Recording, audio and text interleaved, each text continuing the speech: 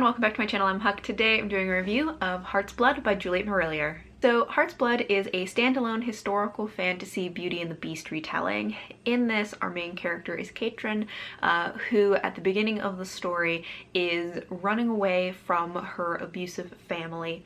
After her father died, some extended family came to take care of her, and really what they were doing is taking control of the house and finances, and they have been very abusive towards her. So also I will put content warnings for this in the description, but at the beginning of the book, Katrin has escaped and she is trying to start a new life. She is trained as a scribe. Her father was a scribe and taught her the craft, and it is a craft that she's very skilled at and loves very much, and so she's trying to start a new life. In the process, she somehow ends up at Whistling Tor, which the town that, you know, is at the bottom of this hill, warns her that the hill itself and the castle at the top is haunted, that there is something in the woods that will grab you and maybe kill you if you try to get up there. But she also hears that the Lord of Whistling Tor, who lives at the top of the hill, is looking for a scribe because he needs some things from Latin translated into Irish. And she knows this is a job that she can do, and so she makes her way to the top of Whistling Tor, and that is how the story begins. And while she is there, she learns more about the history of Whistling Tor, why it may be haunted, and tries to help them. So our main character, Katrin, I really enjoyed her as a main character. I really like that she is, as a character, she's very smart. I like that she has a skill and a craft that she can do, and she's very passionate about her scribing. And I think that that was an interesting kind of take on the book element of the Beauty and the Beast story. Usually Beauty, you know, is a lover and reader of books, but I think that taking the kind of scribe perspective was just an interesting little interpretation of it, which is one of the things that I really liked about this, is that I think that while it definitely is a Beauty and the Beast retelling, it has a little bit more interpretation imposed upon it. You know, there are little changes and ways that some of the basic parts of the story have been still keep with the structure of it, but have been changed a little bit. Instead of the flower being a rose that is, you know, wilting and showing the passage of time, the flower in this is Heart's Blood, which is a very rare flower that can be used for especially beautiful ink for scribing, and it only blooms at the end of the summer. It still keeps to this element of a special flower that is sort of marking the passage of time throughout the story, but this is just a different interpretation of how that is. So I just enjoyed that it kind of took a little bit of creative liberty with certain elements of the story while still keeping it in the context of this structure of the fairy tale. Anyways, back to Katrin as a character. Just overall, I enjoyed her character. I think that she is a very hopeful, positive person. Sometimes I felt like the hope messaging was a little bit heavy-handed, because they have full conversations where she's just you can't give up hope, which I'm not that I disagree with the importance of hope, but it just was a little on the nose, you know, and I feel it could have been a little more subtle, but I do like that about her. She is the type of person who really believes in the goodness of people, and kind of sees the best in everyone, and that serves her very well throughout this. But that doesn't mean that we don't see the effect of her you know, abuse and trauma. We definitely do see her dealing with PTSD throughout the story, and overall I feel like her PTSD was handled fairly well. I don't think it was perfect, but overall I think it was handled fairly well.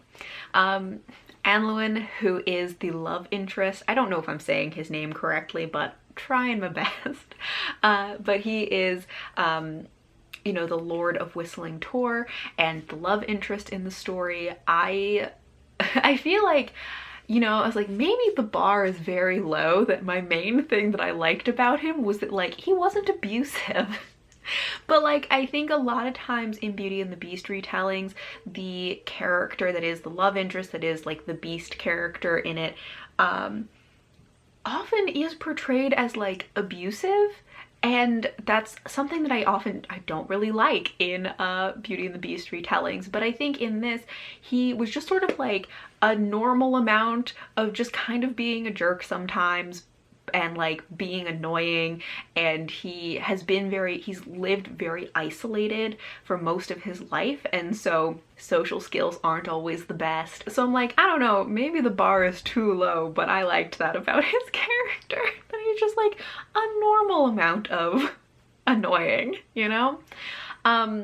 Also, for his character has also gone through traumatic experiences of family members dying. He also is disabled. He had a sickness as a child that left him mostly paralyzed on one side of his body. And I think that this is also something that overall I felt like his disability was handled fairly well. Again, it was not perfect. There are definitely areas where I feel like it could have been done better, but I have definitely seen disability handled more poorly in other books, and I think that in general, I think this was like pretty good. There was one point in the story where I felt like it got a little bit into the like comparing traumas of like who had it worse kind of thing, which I don't love between the two of them, but it was a pretty like brief moment in the story. But yeah, and also I really liked a lot of the side characters in this.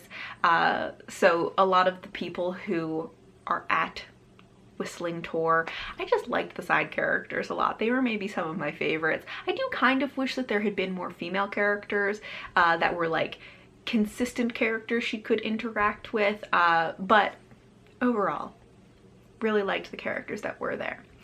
Then just as a fairy tale retelling, my personal preference in fairy tale retellings is I like fairy tale retellings that like take a little more like liberty with the story, like I was talking about earlier, that kind of interpret it a little bit more, just like hit something, that, you know, it isn't like an exact one-to-one retelling, and I like that this story did that it kind of interpreted things more. There are also a couple of other things that I think for me personally just worked better as a fairy tale retelling than some other ones, because actually going into this book I was a little bit, I had a little bit of trepidation because even though this is a reread for me, I know that I have read and enjoyed this before, although it's been a very long time since I read it, and it is by Juliet Marillier, who is one of my all-time favorite authors. I just recently have DNF'd like 2 or 3 Beauty and the Beast retellings in the last like couple of months, so I was like, oh my god, do I not like Beauty and the Beast retellings anymore?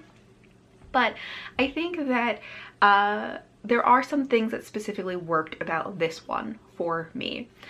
One of them is that the story kind of like jumps directly into the story of her like traveling and then finding Whistling Tor, and then uses more of either like not exactly flashbacks, but her kind of reflecting on what has happened to her to set up the backstory of what happened like after her father died and why she is where she is now. And I kind of like that because I find that some Beauty and the Beast retellings end up spending too much time on the setup, and I'm like, what, I want to get to like the Beauty and the Beast part of the story. I also liked that there's a mystery subplot to this, which like I'm not always a mystery person, but I thought that this mystery was very interesting because she is reading all of these old documents and family accounts and things like that, and as she's translating them and finding out more about Whistling Tor, its history, about people who have died mysteriously, and about like why it may be haunted, things like that. And I just think I ended up being much more interested in that mystery subplot than I thought I would be. And one of the things that I also liked about that was that it meant that the romance between Katrin and Anluin was not like the only thing happening in the story. That there was this mystery subplot, there was her like building relationships with the other side characters, and so it let the romance not be the only plot and also let it like move slowly because there were other things happening related to the romance. Like I said before, you know, the bar may be low, but I appreciated that the love interest, Anluin's character, was just like a normal amount of annoying, a little bit of a jerk sometimes, but like not abusive, which I'm like, that shouldn't be like a real point in his favor, but some Beauty and the Beast retellings really don't even reach that bar. But also something I really liked about this was that Katrin is not a captive in this. She has chosen to go to Whistling Tor because she has a craft, and she wants this job.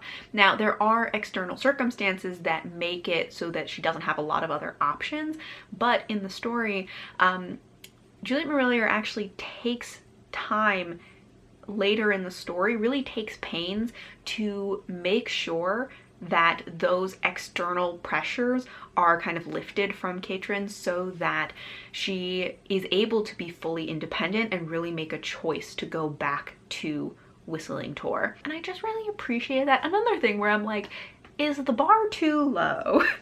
That I'm like, she's not a captive. Incredible. What a revelation. But I really liked that there was very thoughtful pains taken to make sure that she was independent and was able to make a real choice. So overall, I really enjoyed reading this. I think that I should not have worried about it. I should have known that a book by Juliet Marillier, like even if I have DNF'd other Beauty and the Beast retellings, I should have known I would love this. I gave it 4 stars. I really enjoyed it as a retelling. I'd love to know if you've read this, what you thought of it, and until next time, thank you all for watching. Bye!